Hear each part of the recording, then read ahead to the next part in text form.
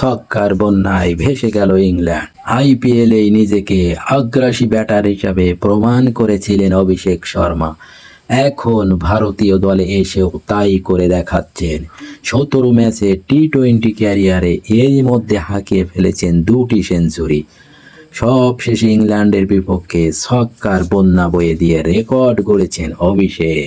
আগের ম্যাচে জয় নিয়ে বিতর্ক থাকার এদিন যেন একটু বেশি তেতেছিল ভারতীয় দল, যার প্রমাণ ইনিংসের প্রথম বলে সঞ্জু স্যামসংয়ের ছক্কা হাঁকিয়ে শুরু।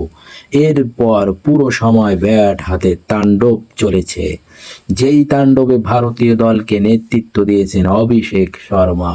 ৫৪ বলে অভিষেকের খেলা ১৩ ও ৭টি চারে করা ১৩৫ রানের রেকর্ড ইনিংসে ভর করে স্কোর বোর্ডে ২৪৭ রানের শক্ত পুঁজি দাঁড় করান ভারত, যার জবাবে মাত্র ৯৭ রানে all out England. Bharat match জেতে রেকর্ড ১৫০ রানের ব্যবধানে। টি-20তে ইংল্যান্ডের বিপক্ষে প্রথমবার ১০০-র বেশি রানে জিতল ভারত। ২০১২ সালে কলম্বোর বিশ্বকাপ ম্যাচে ৯০ রানের জয় ছিল আগের রেকর্ড। আর যে কোনো দলের বিপক্ষেই প্রথমবার ১০০-র বেশি রানে হারল ইংল্যান্ড।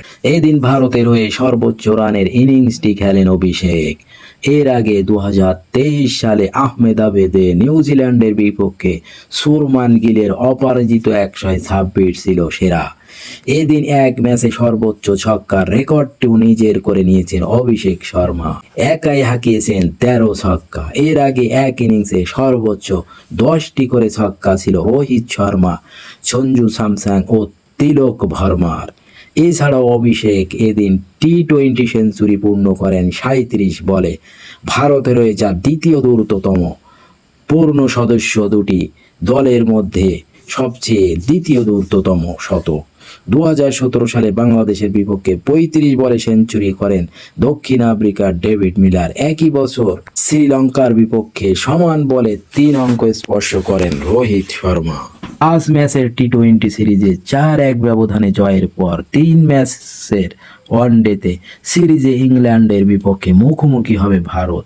ক্রিকেট এবং ফুটবল খেলার রেকর্ডের নতুন নতুন আপডেট পেতে চ্যানেলটিতে সাবস্ক্রাইব করেন।